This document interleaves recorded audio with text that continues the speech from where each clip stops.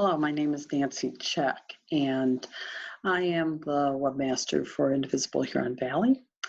We're going to go back to our indivisiblehv.com website, and I'm going to show you how to access Vote Forward. It's a letter writing campaign that will give you the opportunity to send letters to voters in Michigan. These are letters that are going to battleground states, and of course, Michigan is one of them. So you're going to write letters, but you won't be writing the whole letter. It's a pre-printed letter. It's a pre-printed letter that you will be downloading and printing yourself.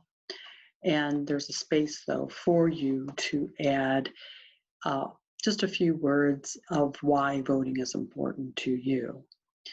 These letters have been found to be effective in getting voters out to vote. And these letters are going to go to voters who are reluctant voters, but then they tend to vote aligned with our values. Indivisible National has paired with Vote Forward in promoting this campaign. I encourage you to do it. It's very easy to sign up, very easy to do the letters. It's very well organized. So you can find the link by going to our website, indivisiblehv.com, and just scrolling down past the blue ribbon candidates to that section that says, we have two somethings for you. There are two letter writing campaigns. One's a postcard writing campaign. The other is the letter writing campaign. The postcards to Wisconsin and Michigan I've spoken on in another video, and you can look for that video to find out more information about writing postcards. We're going to talk today about Vote Forward. So click on the image for Vote Forward, and that'll take you directly to their website. I'm already logged in, so that information, you won't see this information necessarily, but what you'll see in this space where it says send letters, you will see the opportunity to sign in or to sign up and make an account. So click on send letters, and it'll take you to your dashboard, to your home page on Vote Forward. And the campaign that I am writing letters to is Please Vote Michigan 2020. Please pay attention to that title at the top, because they have numerous campaigns and they'll randomly assign you to a campaign initially.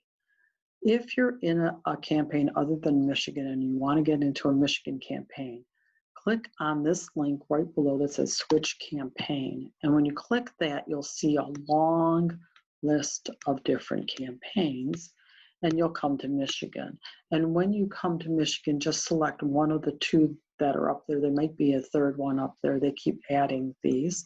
And then just click on that, and it'll change this to your Please Vote Michigan 2020. So that is now the campaign that I am in, and I am going to get letters from voters in Michigan. So in order to get your letters, all you have to do is click whether you want 5 more letters or whether you want 20 letters. I don't suggest that you get a lot of letters at one time, because it makes it a little harder to keep track of where you're at different points with the letter writing campaign. So I'm going to add 5 more voters. So I'm going to click on that. And when I've clicked on that, it gets propagated below. Now I have already added 5 earlier, so now I have 10 letters. So there are 10 letters, and these are in the far left-hand column are the letters that I have not prepared yet. Once they are prepared, I would click this arrow. That means once I've written them, put them in the envelope, address the envelope, put the stamp on the envelope, I would click this arrow, and then they get sent over in this column. As you can see, I've already done 30 letters. And now over here, I have 10 letters to prepare. And then when I am done, and in October after I've sent them, I can click on the send, and it will then move these over to the right-hand column. And then I'm all done. So how do you print these up? There are 2 ways to print these up. You could download the entire batch by clicking download and print these letters, which I'm using Chrome, and I'm not sure if this is my version of Chrome, but I have the most updated, but this button doesn't work on Chrome. I found, maybe you'll have better luck, but I did not find that it worked on Chrome. So I had to log in to Firefox or even Edge, which is the new Internet Explorer, and try it in those web browsers to see if it would work. Or if you just want to do one letter at a time, you could just download one letter at a time. So let's just download one letter so you could see what you will get. Okay, so this is one letter that we have. Show you this. And what you'll see when you get this letter from Vote Forward is you'll see there's this space. It starts off with "Dear," and you'll put the person's name, and then it says, "I'm writing to you today to urge you to vote and to share my story with you. I vote in every election because," and you write your personal message. Then you sign it with your first name and your first initial of your last name. And then at the bottom is a little bit of an explanation. And at the very, very bottom, you will see the address for the person who you are sending this letter. And each letter is personalized. You can't print out a whole bunch of these and just send them to whoever, because you're then disclosing personal information about somebody else if you get the letters mixed up. So pay attention that you're on the right letter and who you're addressing it to, so that you put the right name right after the "Dear" at the top of the letter. And then there's the address that it goes to, but then the return address is also given to you. So you will use this return address with your name, but this return address, it's anonymous, it's not your home. You'll use this return address to then send the letter put it on the outside of the envelope. That's your return address. So that's basically the letter. Now, you do have to provide an envelope, you do have to provide the stamp, and you will have to print these letters out.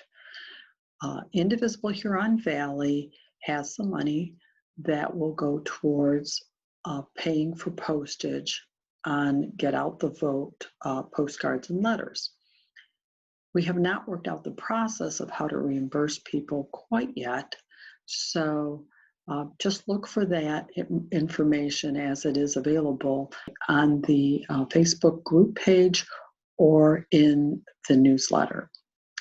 A couple of tips when you're preparing these letters is, as I said, only download what you think you can do in one sitting, and then move those letters over to that center column as soon as you're done, just to keep them organized.